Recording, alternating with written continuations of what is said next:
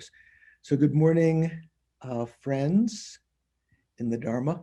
Let's begin with a little, our weekly meditation. What we're doing is we're practicing concentration, and within that concentration to develop some wisdom of the nature of the mind. But at the end of that meditation, we use that quiet mind then to set a motivation. So that's our main reason for doing this. When you sit down, if you do any kind of puja or meditation in the morning, you could do something similar. I find breathing meditation, which is more popular in the Theravada tradition, very useful. There are some Mahayana breathing meditations that are more related with tantric visualizations. You could do that also. But once you've done that, to watch the nature of your mind. So that's what we're going to do. We're going to begin by sitting comfortably, relaxing your body, and remind yourself to relax your mind. There's nothing else that you have to think about right now. Place your mindfulness, first of all, your attention, and subsequently your mindfulness on the breathing, the respiration in front.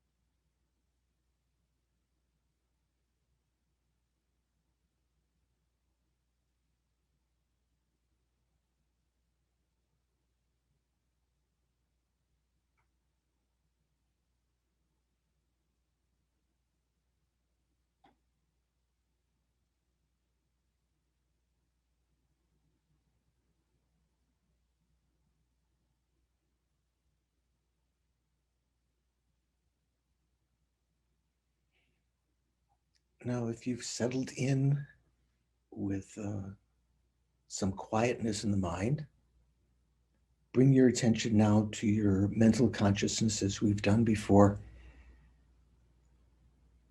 focusing on the nature of the mind, not the objective thoughts, the subjective mind, its nature as being unobstructing, clear light, the conventional clear light nature of your mind.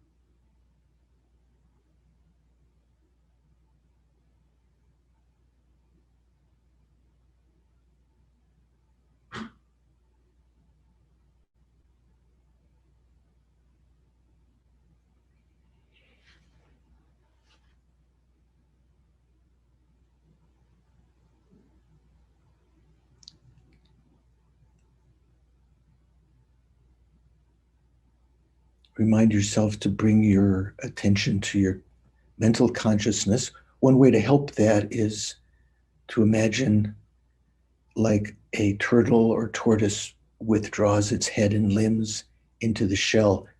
Imagine withdrawing your attention away from the five senses to your heart chakra area, although the mental consciousness doesn't reside only there.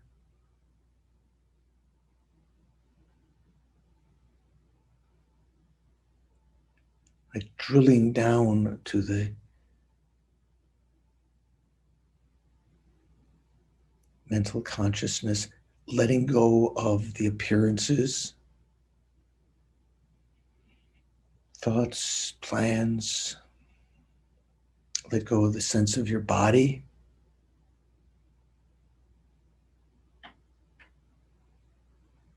Let go of the sense of the self as an observer.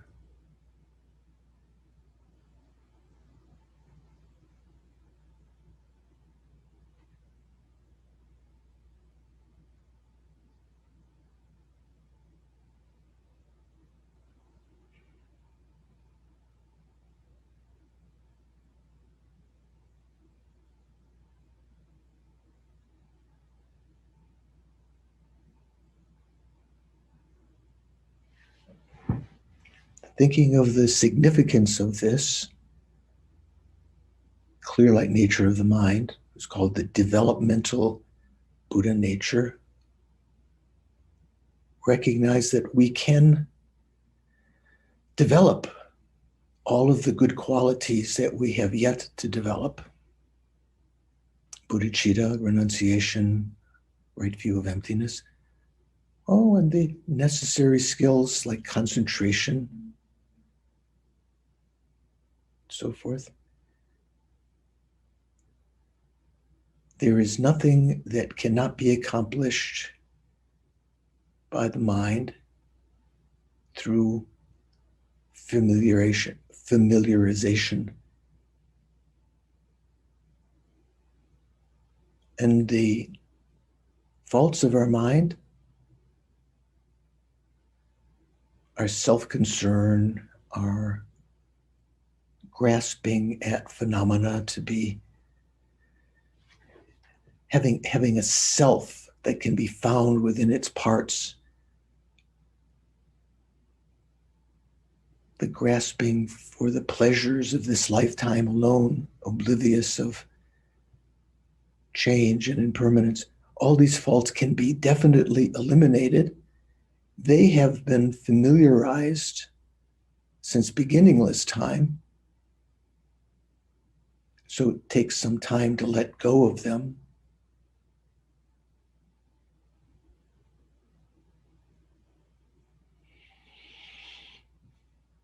And recalling again that this opportunity to notice this now, this clear light nature of the mind, is due to having a life of leisure and endowment, which through beginningless lifetimes in samsara, we have had very rarely and usually used for meaningless purposes, those lifetimes. Used our intelligence to make more money or to deceive others or to become famous, in which case we become proud.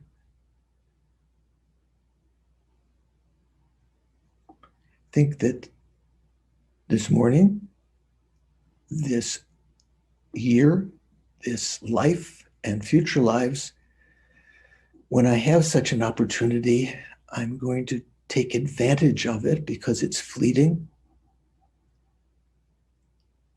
getting closer to death with every instant. I'm going to use this time this morning to listen to the teachings on the three principles of the path, to learn how to implement the meditations, the way of thinking to develop these realizations for renunciation, bodhicitta, altruistic intention to achieve enlightenment for the sake of others, and the wisdom of emptiness.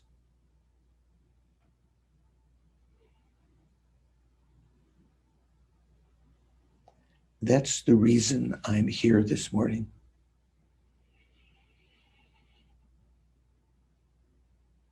That's my motivation for doing this.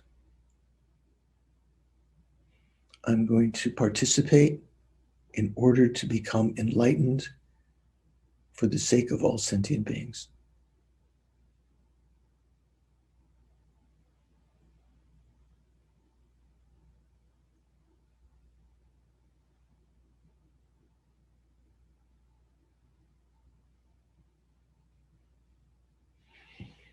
And then bring your attention back to the present.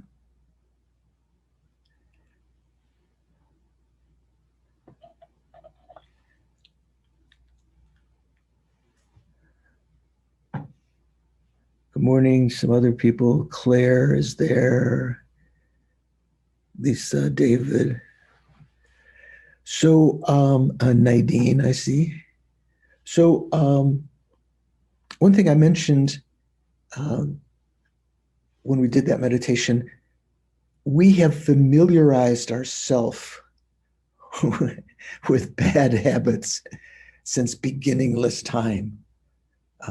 Anger easily arises. Even if you sit down and you say, I'm not going to get angry in the next 5 minutes, there could be some, slightest little interference can cause us to lose our cool and to get angry and so forth. Geshe Darge used to say it was a little bit like, if you have some poster paper or a poster of the Buddha and you roll it up, you have a rubber band around it for some time. At first, when you try to unroll it, you set it down on the table, it sort of curls up again, right? Sort of like, what would you call it? In human, we call it muscle memory, but there it has something similar, right? Because of that contour that it has been in for some long time, it's difficult. You can, maybe in meditation, it's like laying it down, holding it down with your hands, but as soon as you take your hands away, you get out of meditation, curls up again, right? So another analogy that Geshe Nawan Darge used to use was that it's like trying to practice virtue is like rolling a boulder uphill. Very, very difficult. You got to use a lot of effort. If you stop using effort, if you take your hands away, the boulder will roll down again. Like that, at the beginning of our practice, until we become familiarized with virtuous states of mind, they're difficult to develop. They're difficult to sustain. And when we let up endurance in that, in trying to develop those minds or to keep them in mind, our mind will fall back. So that's important to know, and it's important to not feel guilty or I'm a bad person or something like this, because this is what we've familiarized with since beginningless time. And even if you fall back into bad habits, you can always, as you recognize that, you can revive those virtuous states of mind that are antidotes and try to eliminate them. Like the antidotes to anger, the antidotes to attachment, antidotes to pride and so forth, jealousy. Super antidote to all of these is bodhicitta, you could say. Let me get my text up here. We've been talking about bodhicitta for the last couple of weeks, but there's such a large subject and such an important subject that, let me see here what's going on. Trying to see my, okay. Oh, there we go. Trying to see my text here of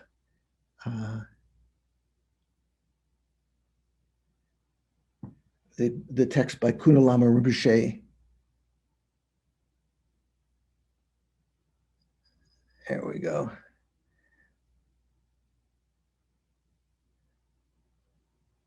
Kuna Lama Rinpoche. Here we go. We're talking about this text that this great yogi wrote, praises to bodhicitta. So let me just read a couple more of them to you.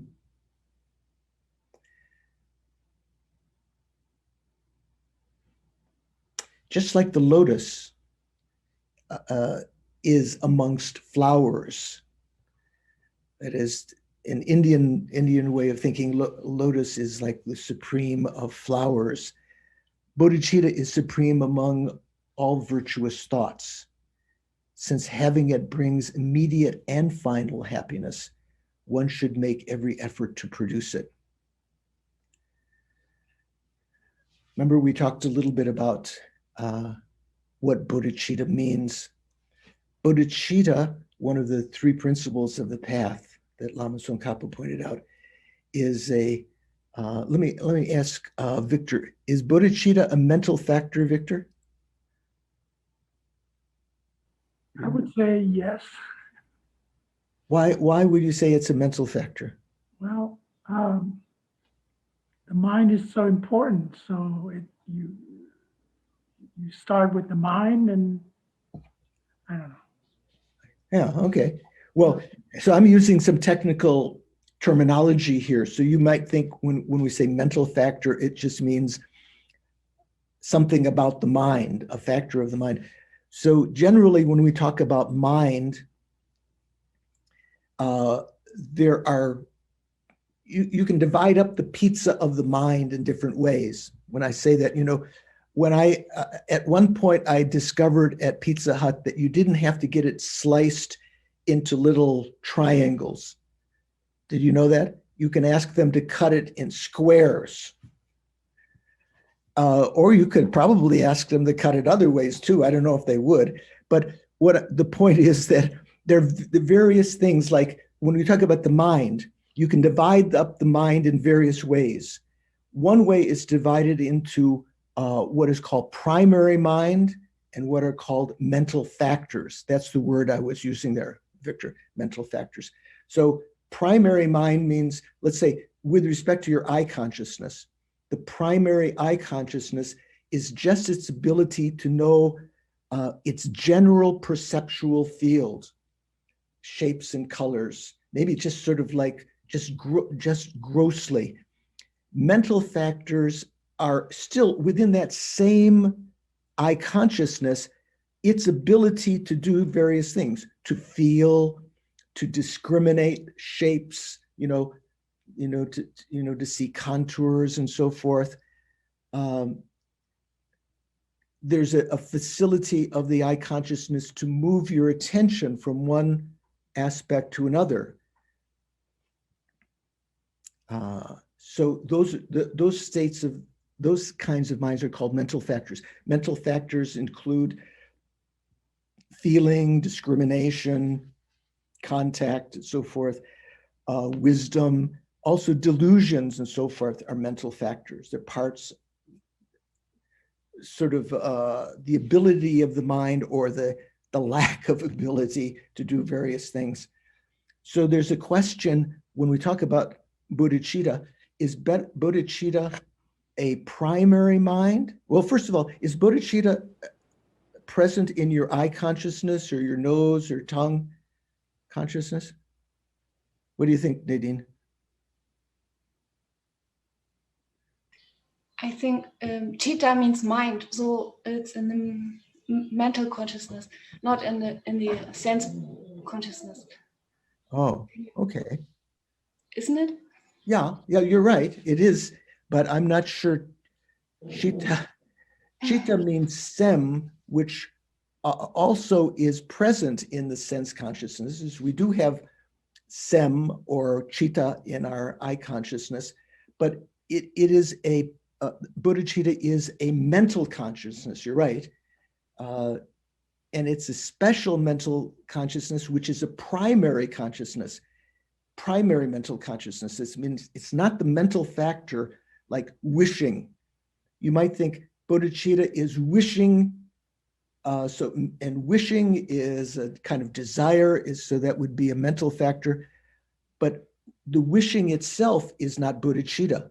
The wishing to achieve enlightenment, or the wishing that sentient beings would be free from suffering, those wishes are not the bodhicitta itself, but they always accompany bodhicitta.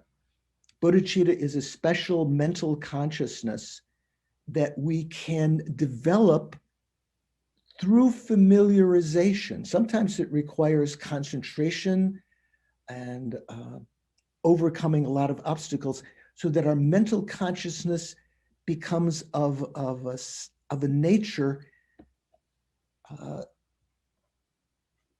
influenced by the wish to achieve enlightenment for the sake of wishing that sentient beings be free of suffering. The mind becomes that very special virtuous state of mind called bodhicitta. When we have bodhicitta, even when we're sleeping, even when we're distracted, we are creating virtuous karma. And even the smallest action done with a bodhicitta motivation, I'm doing this to achieve enlightenment for the sake of sentient beings, like our motivation at the beginning. If we were to really have that authentically in our mind, even the smallest action, like giving a grain of rice to some ants. Do you ever do that? Outside? Maybe when you were kids, some people, if they see a little ant hole in the earth, they would stick a stick in, or they pour lime on it or something like that to kill them, right? But a bodhisattva seeing those ants might give a grain of rice or one granule of sugar to those ants. It's said that the merit accumulated by someone with a bodhicitta motivation in doing that small action, giving one granule of sugar or one grain of rice to an ant, creates more merit than most people create in their entire lifetime of collecting merit. It's a very powerful mind. I noticed Shanka was looking in his bookcase there. Shanka, were you looking up something about bodhicitta? Yes, I was, because I was looking up Geshe Rapton's book. Yes. And so I was curious. So I didn't understand you fully. So the wholesome mental factor. So if you have bodhicitta, Right. so the wholesome mental factor would be the aspiration itself, right? Is that correct? Right. So aspiration is a mental factor which is it can be virtuous, it can be non-virtuous. Say, for instance, also wisdom. Can wisdom be wisdom is a mental factor. Is wisdom always virtuous? What do you think, Jamie? James? You think wisdom is also always virtuous, right? What happened to Jamie? He disappeared. Oh, there he is. What do you say, James? Got a little mixed up there. Yes. Wisdom is always virtuous. For the most part, yes. You use your wisdom in creating virtue. Right. So that's backwards, though. You do use to create virtue. You can use wisdom. There's some ways you can create virtue perhaps without wisdom, but is all wisdom virtuous? What about the wisdom that knows how to create a bomb? or how to vaporize cyanide or whatever these terrorists use. They have to be very clever. Rowena, you don't think that's wisdom? That's knowledge. That's wisdom. Okay, is knowledge the same as wisdom? I mean, I can drive a car without being very wise, believe me. So, I'm wondering if there's a distinction there. Well, knowledge, it depends on how you use the word. Sometimes the word prajna, which we usually translate as wisdom, or in Tibetan sherab, like our Geshe Sherab, who's still recovering at Kopan. Sherab, some people translate it as knowledge, but it's, generally wisdom is the ability to analyze things, and say, for instance, you can analyze knowing right from wrong and use your wisdom to try to pursue a virtuous path.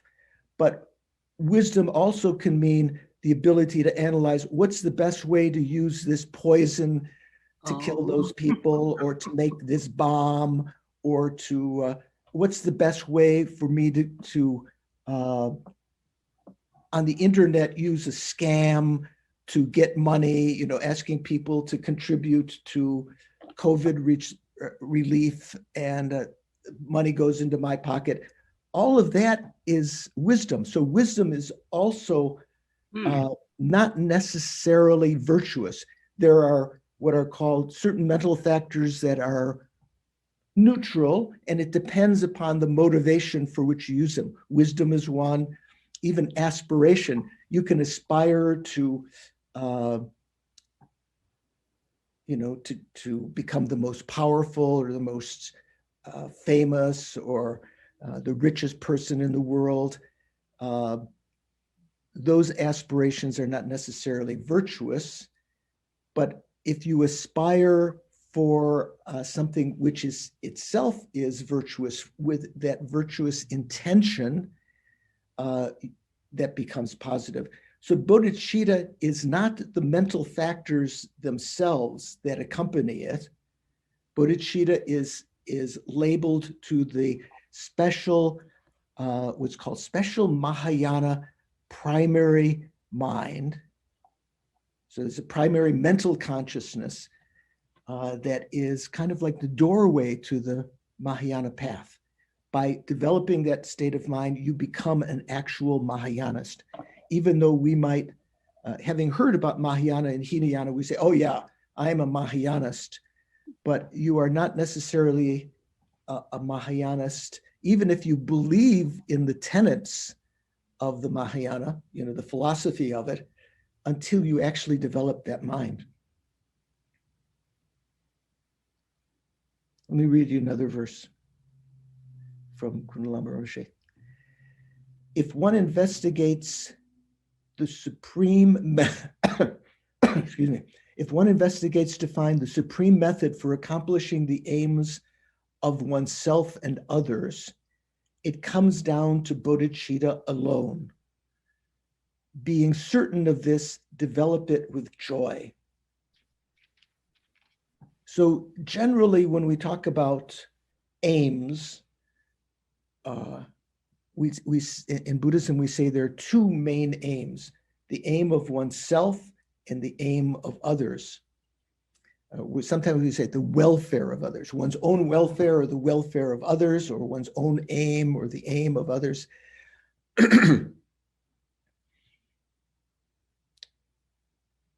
Bodhicitta is a state of mind that accomplishes both your own ultimate aims of having total freedom, total happiness, freedom from all suffering, freedom to do what you want. And so that state of mind, bodhicitta, that can lead you to that ultimate aim, your ultimate welfare, which is your own achievement of the Buddha's mind, what we call Dharmakaya, okay, the omniscient mind. That's sort of the ultimate aim of oneself. And the aim of others, how can you accomplish that? Well, you can practice charity, you can become a doctor or a teacher, you know, someone who gives advice, who counsels others, who helps others build their house and so forth. But the ultimate way to achieve the aim of others is for yourself to develop what's called the Buddha's bodies, the physical bodies, what are called rupa kaya. Do you know the word rupa, anyone? Anyone ever heard the word rupa? Shanka knows because he's his Indian heritage. Nancy, do you know the word rupa?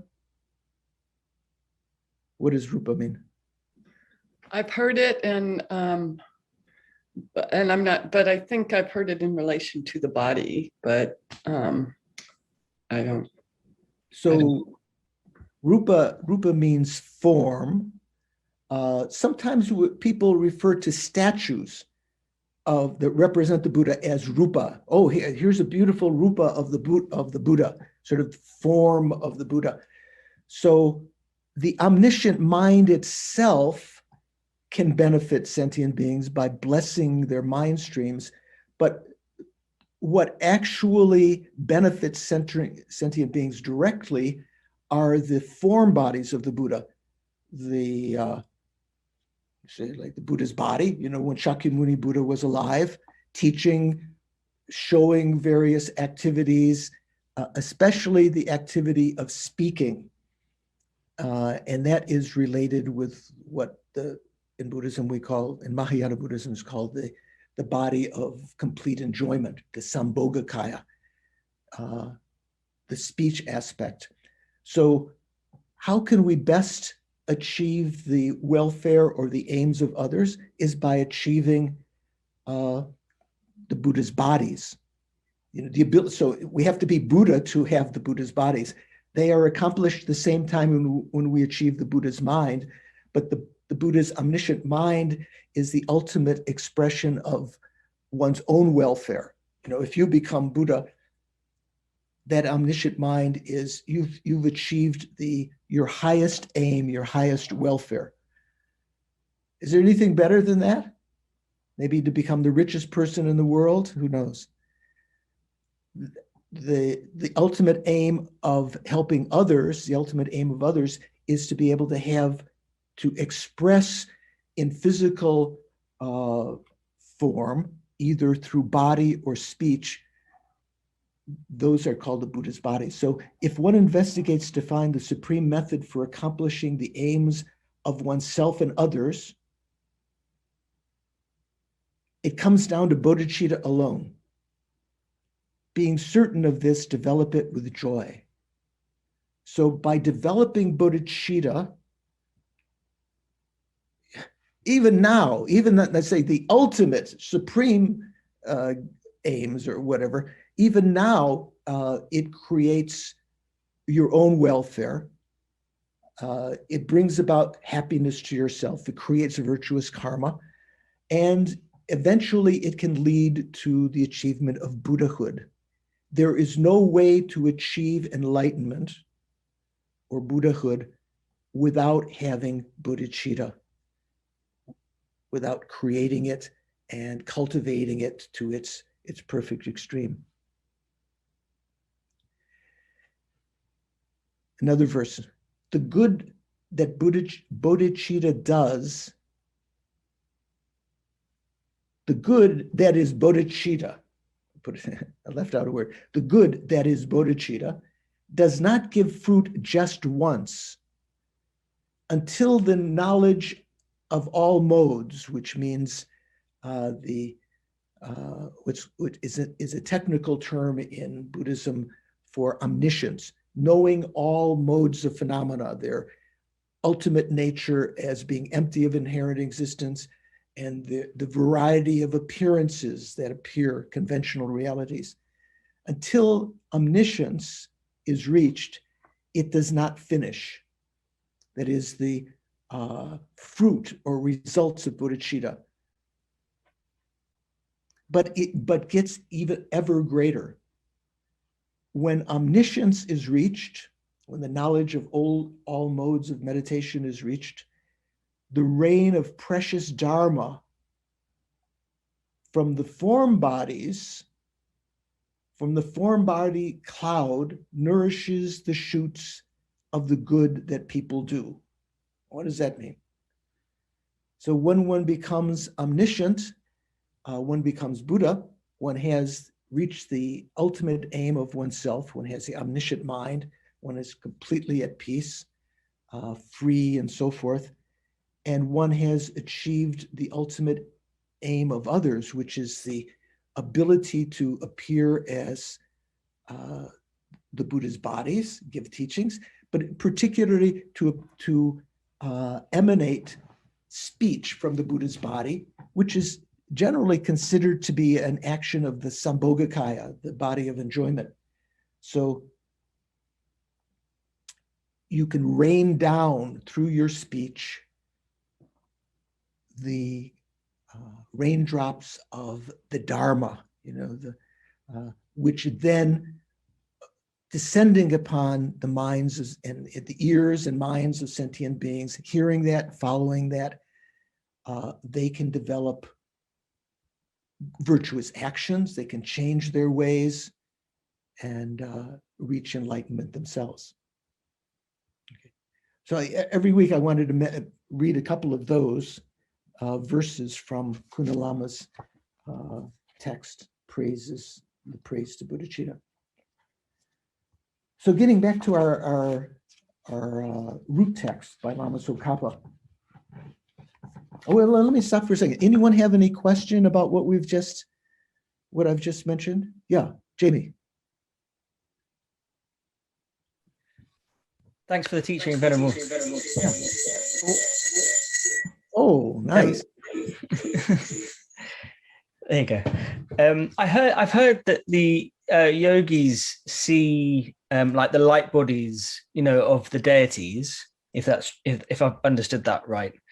I just wonder does that mean that, like, for example, do those bodies look like the tankers that we have? Does Chen Rezig rock up with his antelope skin on his left shoulder? Does Manjushri with with his sword? Is it literally like that, or are the tankers?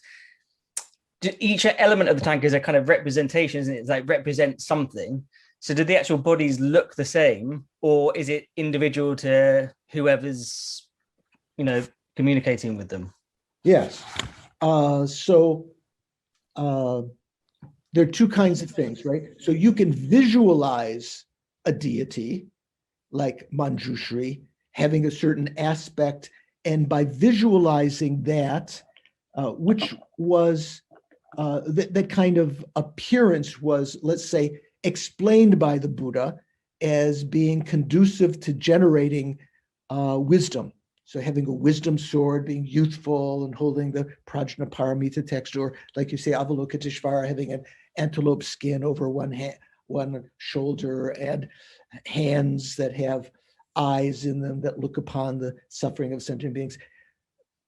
And the mantras associated with those deities are conducive to generating those.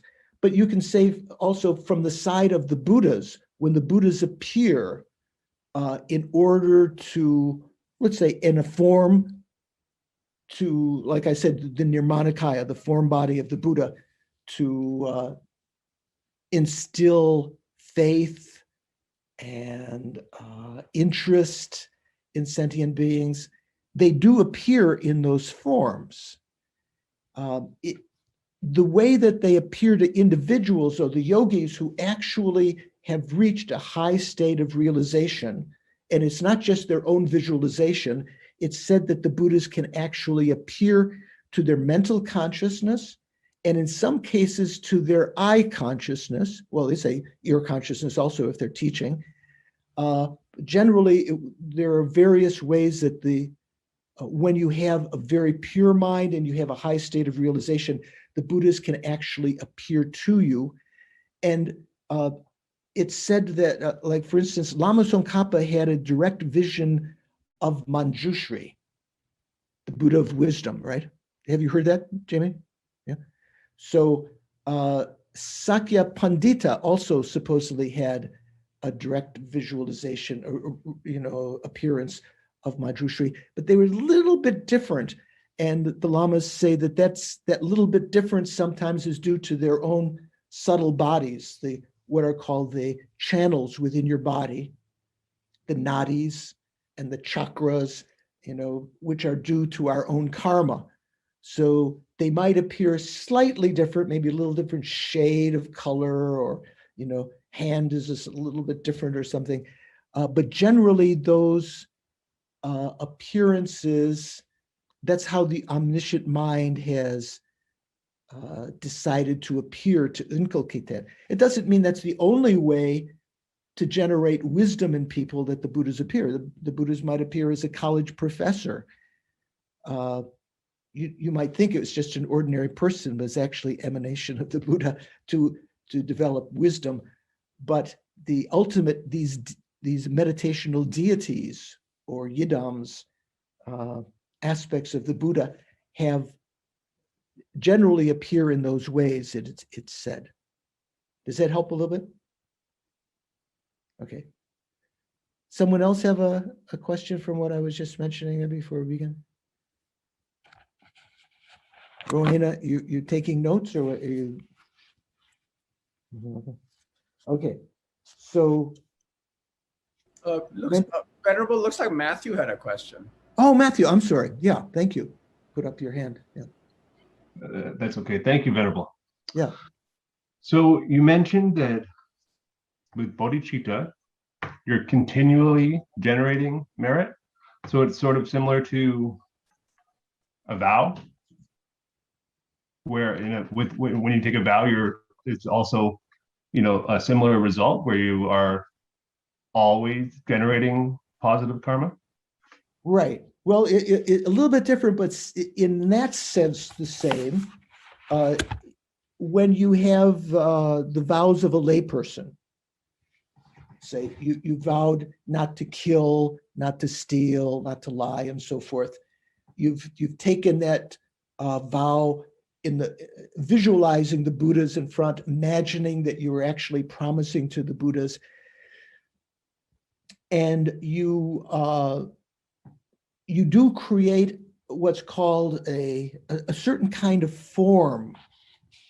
Have you ever heard this before? You create within you what's called a non-observable form, not observable to the eye consciousness. It's called, technically, Jeffrey Hopkins translated it into English as non-revelatory form. It doesn't reveal itself to the sense consciousnesses, but yogis and realized beings can perceive that form.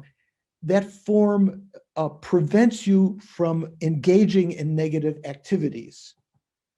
The example that's given is just like a dam can stop the flow of water, right? You need something physical. If you want to stop the water from encroaching on your property, you put up some wall or dam or something like that.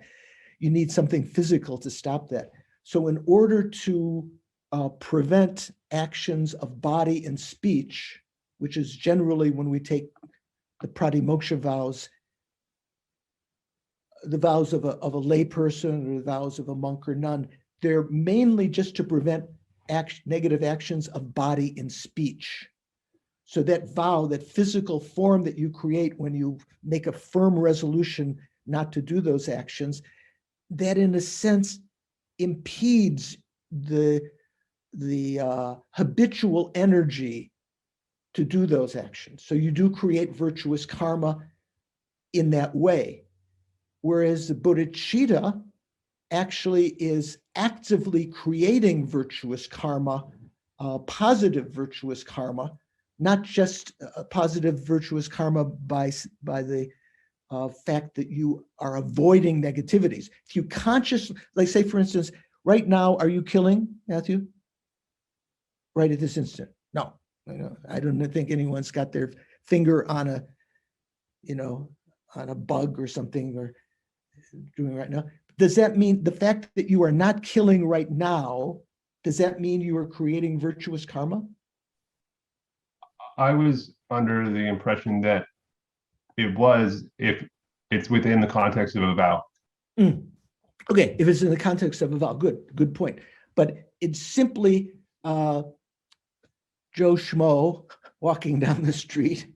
So when I was a kid, that's kind of, you said Joe Schmo, Mr. X, walking down the street, not at that moment killing, not because they're avoiding killing, but just because they're not killing anything at that moment.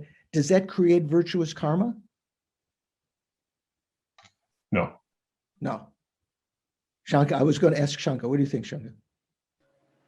Well, okay, maybe I misunderstood Rinpoche because Rinpoche said, and I remember him saying this, but maybe it's my misunderstanding, but he said that if you are living in the vow, then even if you're asleep, you are actually still, even the sleep, which is normally a neutral action, right, becomes positive, right?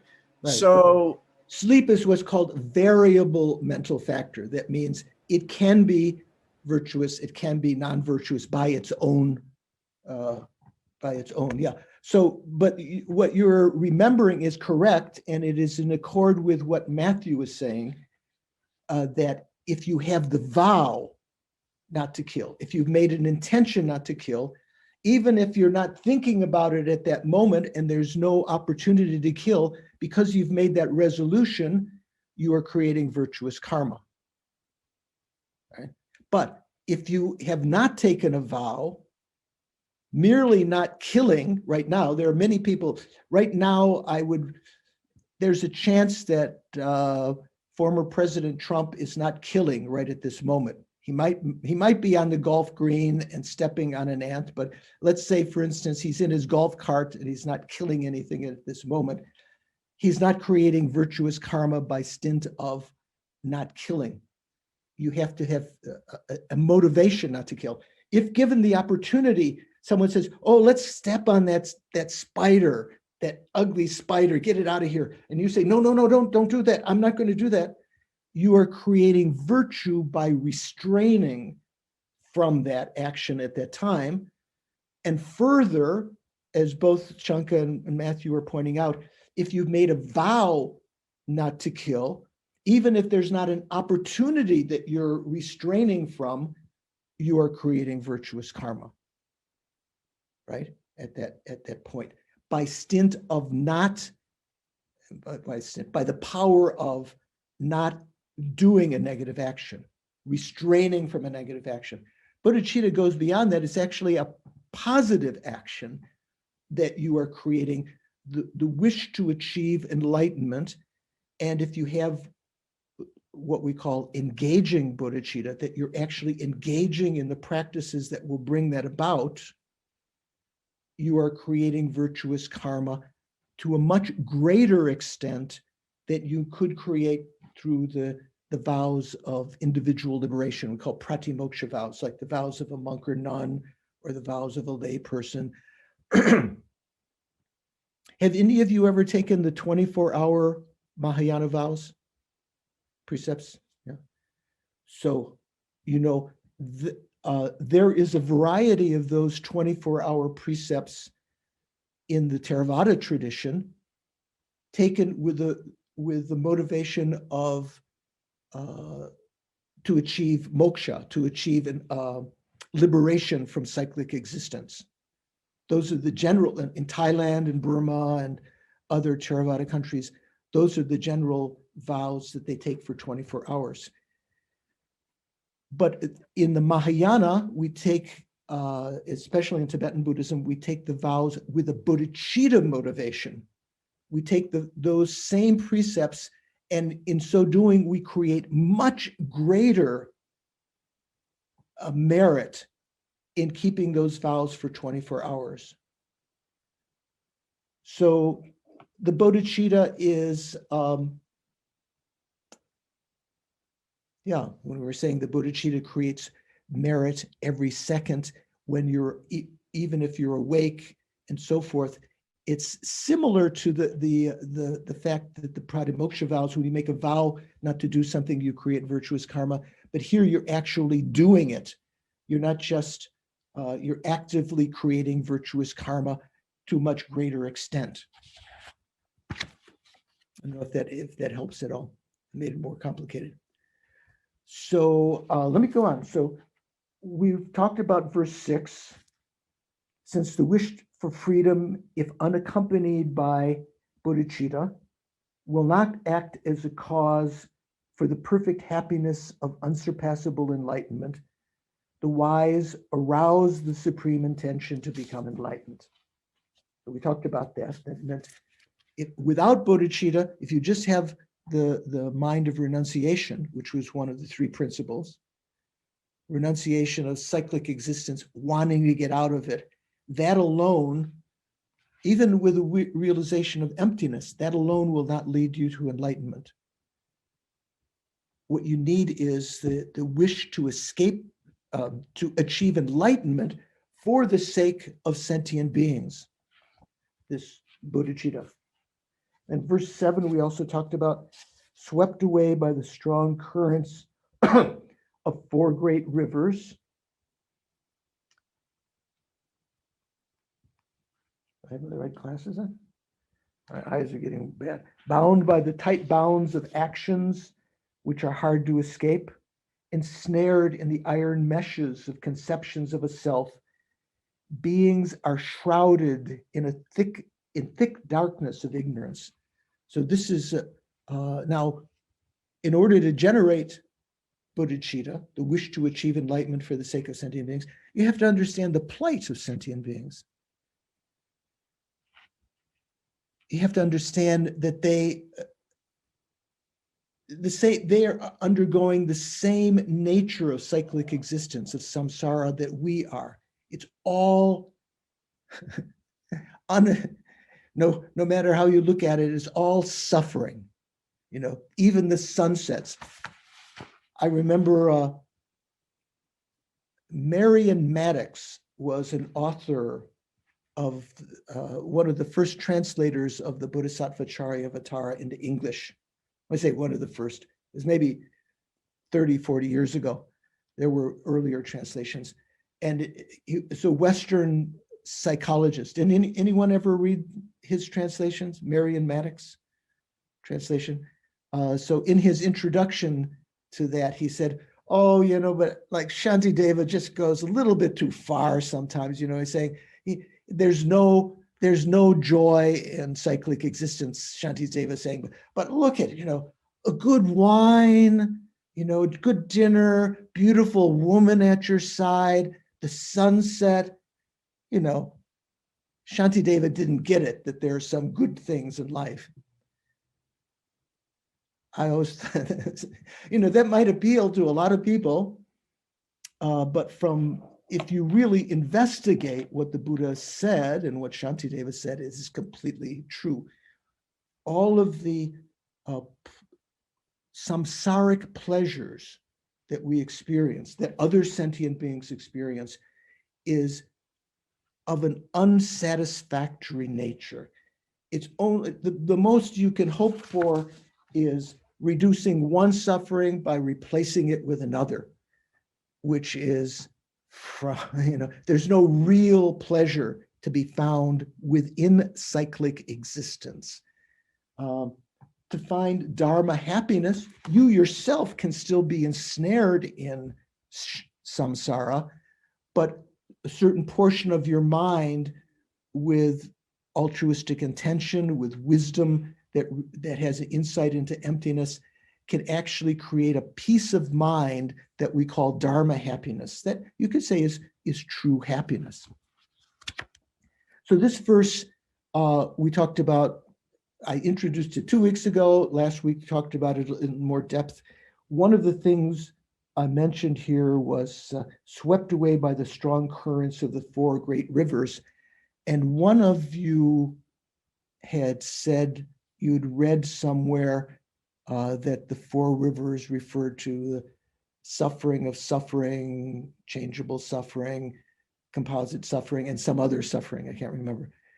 But next verse actually talks about those. So this is generally, when we talk about the four rivers or the four torrents or the four floods, these are generally what we talked about last time. So here, the next verse, endlessly born in worldly existence, born again and again in samsara, and in those births, incessantly tormented by the three kinds of suffering. So here's where we talk. This is why, you know, the previous one we talked about the four floods was talking about something different. The three types of suffering, all sentient beings are experiencing: the suffering of suffering, changeable suffering, all pervasive compounded suffering. Should I say that? Do all sentient beings experience all three types of suffering? What do you think, Anna? You're going with yes? I'm so sorry, Venerable. I kind of semi-heard you, but I half heard you. Oh, okay. But as to do I think if all beings, I think they do. I think all beings do experience all sufferings. So let's say the beings of the desire realm probably experience all three sufferings. Yes. The beings of the form realm may not experience suffering of suffering, but they do experience, some of them, they do experience changeable suffering and all compounded pervasive suffering. The beings of the formless realm don't even have feelings of joy and so forth. It's just a neutral feeling all the time. All they have is the all pervasive compounded suffering. But generally, you could say that sentient beings have these three kinds of suffering, incessantly tormented by the three kinds of suffering, reflecting on the condition of your mothers in such a predicament arouse the supreme intention. So now we're starting to get into the method to develop this supreme intention, recognizing that all living beings are experiencing these sufferings. That alone might not motivate you to achieve enlightenment for their benefit, because there's someone else, they're you're an American, they're Russians, or they're Cubans, or they're Mexicans, you're of a certain family and the others aren't important to you or something. What one has to develop is a sense of affection for other sentient beings. In the development of bodhicitta, there are two main methods that have come to be renowned. There are probably numberless ways to develop bodhicitta in other world systems and at other times when people are in different conditions. But the two main methods that we have to develop bodhicitta today are what are called the 7 points of cause and effect. Have you heard of that before? Amanda, you've heard of 7? Susie, have you heard of the 7? No? So this is one method. So this is the method. There are 6 causes, and the result of those 6 causes is bodhicitta. So we say the 6 causes and 1 result. We say the 7 points of cause and effect. One of them is, the first one is recognizing that all living beings have been your mother in the past. Not just once, numberless times. Matthew, you've been my mother. Israel, you've been my mother. Victor, Jamie, I'm choosing the men because in other lifetimes, James, Shanka, Mom, you've all been my mother. If you think about it, in our previous life, this presumes that we've had previous lives, right? The Buddha, unless you have clairvoyance or an incredible amount of faith, you may not accept that there were previous lives or that there will be future lives. From a Buddhist perspective, there are many beings who've developed clairvoyance and can actually perceive their previous lives with the same degree of certainty that you right now can recall what happened to you yesterday. Israel, yesterday, did you have a cup of tea? No, but I had several cups of coffee. Okay, that was the alternative, or Pepsi or something. So are you sure? Yes. Maybe that's just an imagination. No tea. No tea, no, but coffee? You sure you had coffee? I believe I have that memory intact. Okay. So we have a certain confidence. Go ahead. Venerable. And Yeah. that is, it seems to me like the arithmetic of that belief system is not possible. I assume that that's an exaggeration to teach us to treat everyone as if they have been our mother multiple times or whatever. But okay, a it's not skeptic. possible. Okay, so you're falling into the school that says all these things are just kind of analogies, like the Catholics believe. Some faded Catholics. What is it called? People who've given up Catholicism. We call ourselves recovered Catholics. Recovered Catholics say, "Oh, the nuns only taught us about the hells so that we didn't spout off in school, but there's no hell realms," right? That kind of skepticism. So from a Buddhist point of view, Mahayana point of view, this is not that kind of skeptical, I don't know what you call it, sort of an ulterior motive teaching this so that you'll become good. Those who are faithful will believe this and then they'll be good or something like that. The Buddha taught that with his omniscient mind, when he looked back, there was not a time when he did not see that he had a mother previous to that, with his omniscient mind. So that's not the same. Wait a second. Okay. So there's a scriptural resource. So here's another thing I want to mention. Generally, when we investigate Buddhism, we can use two avenues: scripture and insight, scripture and reasoning. Like you were saying, the arithmetic of it, you didn't think it worked, right? Correct. So sort of logically or reasonably, you thought. But scripturally, if you looked at what the Buddha said that when his omniscient mind searched, there was no time in the past when he did not have a mother in any lifetime in those lifetimes. So as a result of that, thinking about that, if one were to just judge by scripture, having faith in what the Buddha said. Okay, bear with me. I'll get to the reasoning and arithmetic in a minute. Just by the scripture, we must have had a mother in our previous life, that we were born in the past. Was that mother the same mother of this lifetime? Might have been, might not have been, because of just chronology. Maybe, our mother wasn't alive then or something like that. In the life before that, we had a mother. In the life before that, we had a mother. In all of these lifetimes, if you talk about numberless lifetimes in the past,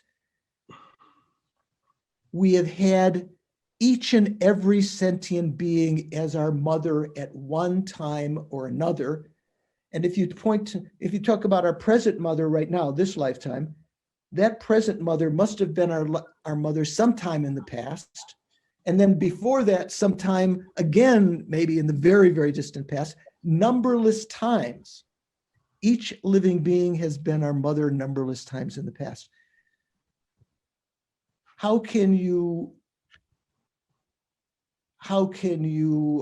verify past and future lifetimes unless you have, one way of doing it is to have clairvoyance. The same way that Israel remembers having had a cup of coffee yesterday, or a couple cups. Was it a couple? Several. Several, okay. Calm down on the caffeine, Israel. It's not good for you. And that's okay. I mix it with decaf. It's not all caffeine. Okay, so yes, decaf. Because I like drinking it, but I don't like too much caffeine. Yeah, that's good. I do that too. I sometimes at night, if someone's taking me to a restaurant, I'll have an espresso, half caffeine, half decaf. Yeah. Just to get that. Yeah. So I know what you mean. So if you have clairvoyance, like Israel's memory of yesterday, that he's sure that existed, that's kind of like the ultimate proof for an ordinary person, the clairvoyance that sees past lives. How do you prove it through logic, the existence of past lives? Does anyone know? Claire, do you know the logical reason Buddhism proposes for the existence of past lives? Not just basing on scripture. It just seems logical. Seems logical. Anyone know? Shankar, do you know? Shankar knows. Well, I'm not sure I know, but I would say that the meditation, the continuity of the mind is one of the ways that one can investigate past lives, right? Right. So for instance, in your own observation, so you have to use observation and logic. In your own observation, you watch that any one moment of your mind is transitory, that one moment of the mind leads to the next moment of the mind, which, although it might be similar to the previous moment, is somehow different. And that leads to the next moment of the mind and so forth. The mind, Victor's mind or Jamie's mind, I was choosing the men just because they've been neglected for some time. Nancy's mind now, Nancy, you have a particular state of mind right now. Is it the same state of mind that you had when you were 6 years old? Do you remember when you were 6? Yes, I remember. And sometimes I think that childish mind is still there and it's never going away. Right. But we had certain ideas then that we don't have now. We may remember them, but there are certainly our state of mind now is different than then. So we see a progression of our mind, transitory, changing moment by moment, impermanent. One moment of mind giving rise to the next moment of mind. It's said that that state of mind, let's say the substance of consciousness, the continuity of consciousness, is such that you can't create a new moment of mind out of matter. You know, your next state of mind, your next instant of mind, 5 minutes from now or 1 instant from now, will be a result of being a continuity of the same, say, substance of the mind as being conscious, that which is clear and knowing. You can't create a new consciousness out of matter. Matter will only have a continuity of either energy or matter. You know, Einstein said E equals mc squared. So you can convert matter into energy, and you can convert energy, sometimes can coalesce into matter, but it can't create consciousness. Consciousness has its own continuity. So if you go back from now, remember what you did earlier, just at the beginning of class, when you got up this morning, Israel had his cup of half and half coffee and decaf, to the first thought of the morning when you woke up. Anyone remember their first thought this morning when you woke up? I was unhappy with the dream. Who said that? I did, Israel. Oh, Israel. Okay, you were unhappy. Yeah, I had some kind of you kind of, maybe it was a dream, or you woke up and you thought, what am I going to do, or something. The first thought of the night, of the morning, to the last thought last night. Sometimes, although you may remember there were some dreams during the night, there were certainly some periods when you were asleep, when you were more or less unconscious, in delta sleep, whatever you want to say, you know, in terms of medical terminology. From the last thought of last night to the first thought of this morning, you can remember sometimes. You can remember what took place at the end of last night. In the same way, it's possible with clairvoyance to remember the last, say, the last moments of last life over that gap in between one life and another. But talking about the logic, if you go back, sort of regress. This is an exercise you can do. Remember what happened today to the first moment this morning, then make the jump to the last moment last night. Then go back during the events of yesterday. You know, at 11, I was doing this. At 10, I was doing this. At 6, 5 o'clock, I had dinner, this. Go back over the events, as much detail as you can, then make the jump to the previous day, the last thought of the day before that. If you start to do that, you need a lot of concentration, right? Because after maybe even yesterday, there are points you can't remember what you were doing, but 2 or 3 days ago, 4 days ago, to go through all of the events, very difficult. But if you do that again and again, it's almost like watching a movie. You can begin to recall all of that in more and more clarity back until the time you were in the womb. Does anyone remember being in the womb? Amanda doesn't. Did someone? Yeah, Anna, do you remember being in the womb? Venerable, I believe I do. I really do. Or maybe because it might have been deemed as a traumatic birth. I remember I didn't want to come out. I was so comfortable. I was so happy. And I remember having this huge shock and being in the air, being in this air was going to say. And I remember because my mum was very ill after me. So I went to a foster carer for about 2 months. And I remember the Silver Cross pram. I remember looking up at her, beautiful, white hair, white, so kind. So I'm maybe imagining, I mean, the foster care and that the white pram has been confirmed, right. It wasn't, you know, I think I do. In theory, it is possible to remember, especially if you do this exercise again and again. You can start to remember events when you were 5 and 4 and 3. When the first time you do it, maybe there's blank. But by the force of continuity of remembering things one after another, you can start to recall all the events, even to the womb. Maybe Anna has some strong imprints of that. Then ask yourself, what was the cause of that first instant of mind in the womb? I just heard some echo in there. What do you think? Nadine, what do you think the cause of the first moment of consciousness was in the womb? I don't know.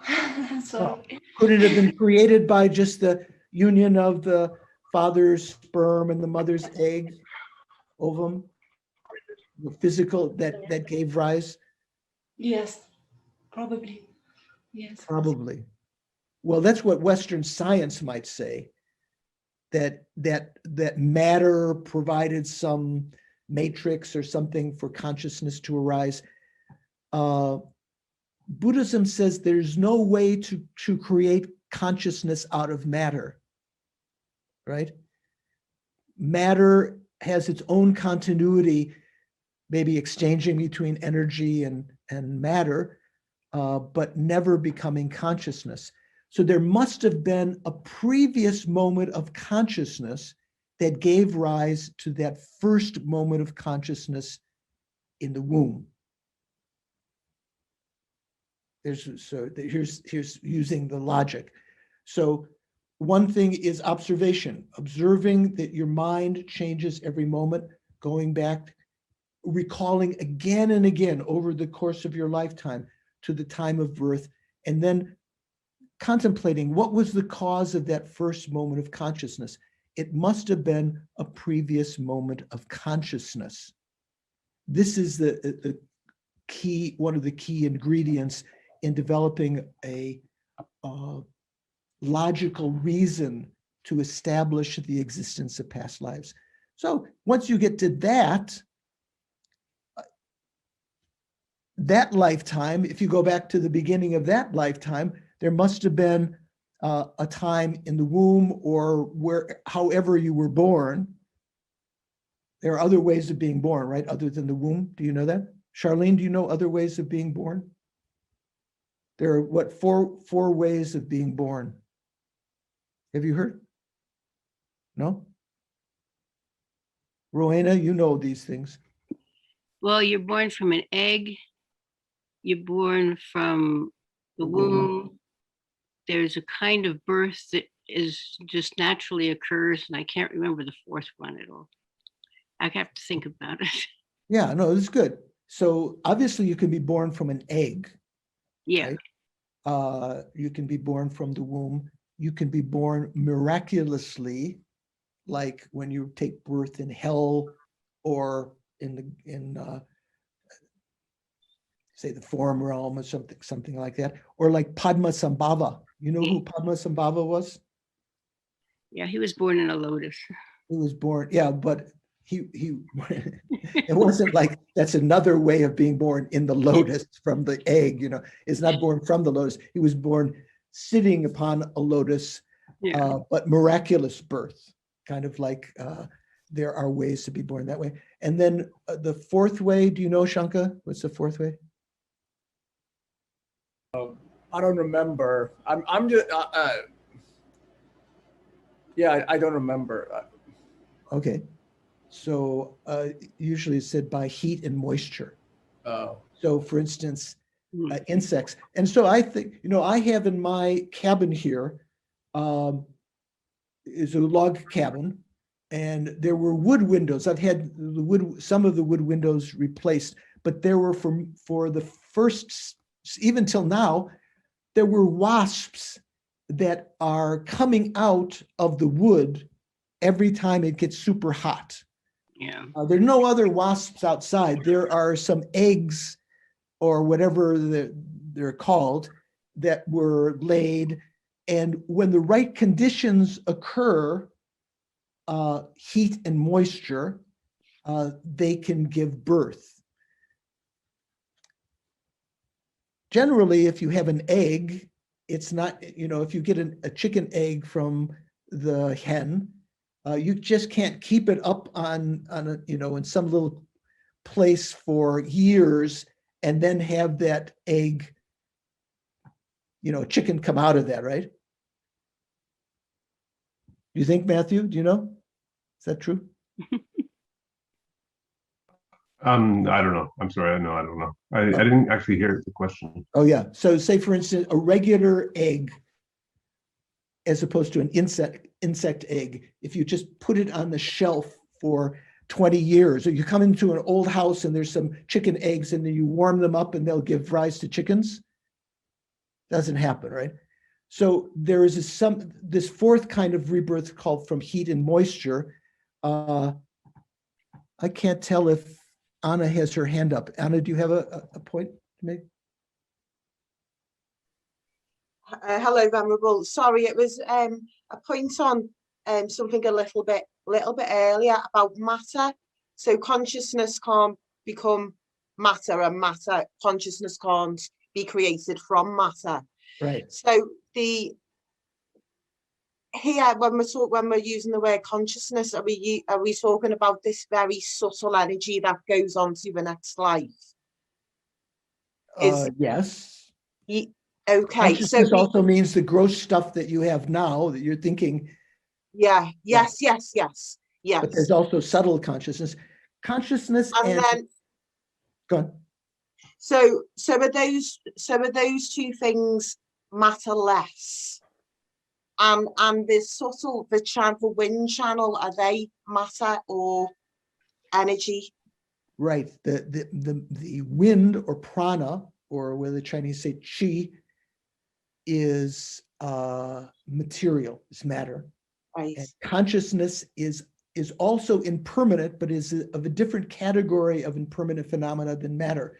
Generally, we say there are three kinds of impermanent phenomena: matter, consciousness, and non-associated compositional factors.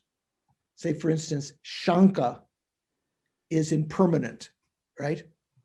Shanka is not material. Shanka is not consciousness.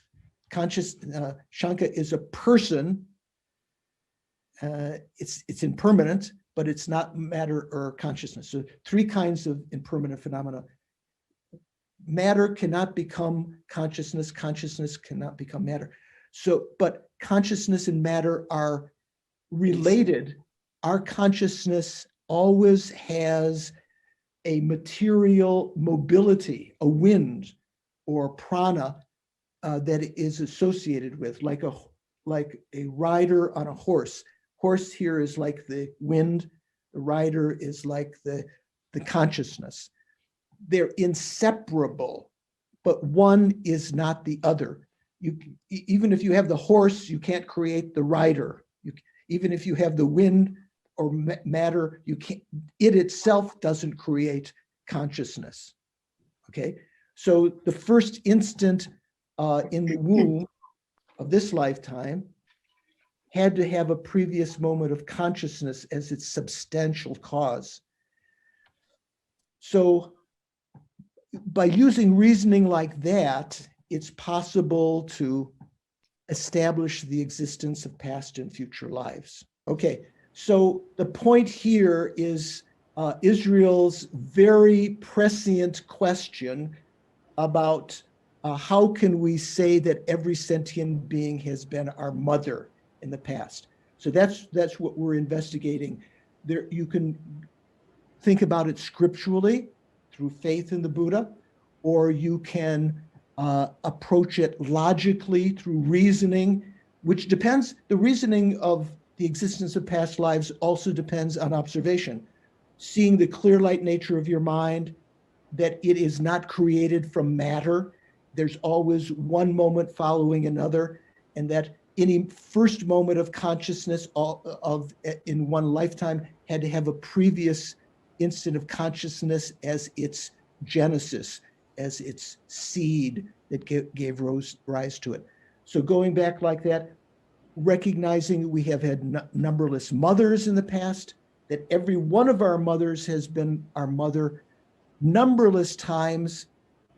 Through that first fact, first understanding, or even if you don't realize it yet, having faith in that, recognizing that all sentient beings then, having been our mother, investigating how they've been kind to us, giving us this body, protecting us, giving us food, enjoyments, and so forth, and developing the same kind of heartwarming feeling that we feel for our present mother.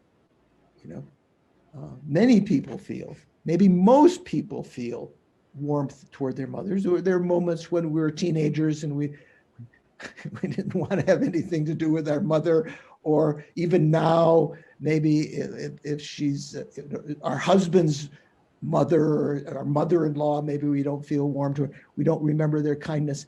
But over the thinking about this again and again, developing a sense of warmth towards sentient beings. So that's where we're going to continue again next time. This first method to develop bodhicitta, called the 7 elements of cause and effect. There are 6 causes, and the 7th is the result of bodhicitta. And the other method to develop bodhicitta is called equalizing and exchanging self with others, which is perhaps more applicable to like Israel and other people who don't have that minds, have some hesitancy to believe in the existence of numberless mothers and so forth. We'll talk about that next time. Let's do a little dedication here of merit. Sit comfortably. Let go of the thoughts coursing through your mind. Try to find a remembering consciousness of the clear light nature of your mind. And within that, generating wisdom that recognizes we have, through motivation at the beginning and through virtuous thoughts during the course of this morning, we've created virtuous karma that will definitely ripen within cyclic existence, dedicating them to the goal, our ultimate goal of achieving the ultimate welfare of ourself and others, the achievement of Buddhahood. Due to these merits that I've created this morning, may they ripen in such a way that I make continual progress in my spiritual path, up to and including the achievement of enlightenment for the sake of all sentient beings.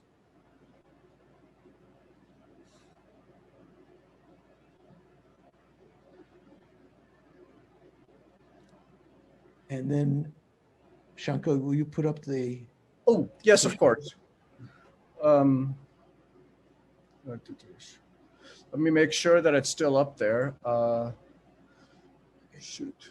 We can say, due to these merits, may I quickly become a Guru Buddha and lead each and every sentient being into that very same state. May the precious bodhicitta that has not arisen arise, and may that which has arisen already not decline but increase more and more.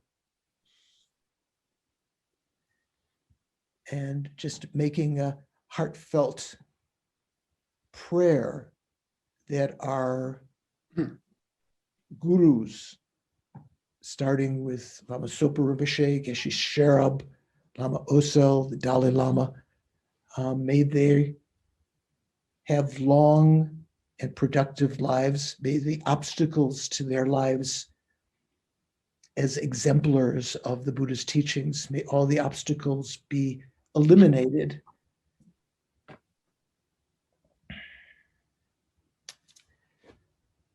So thank you very much. Thanks for very good questions, especially from Israel. Israel, we're going to continue next time. And hope your internet's better. Take care. Have a good weekend. Keep cool.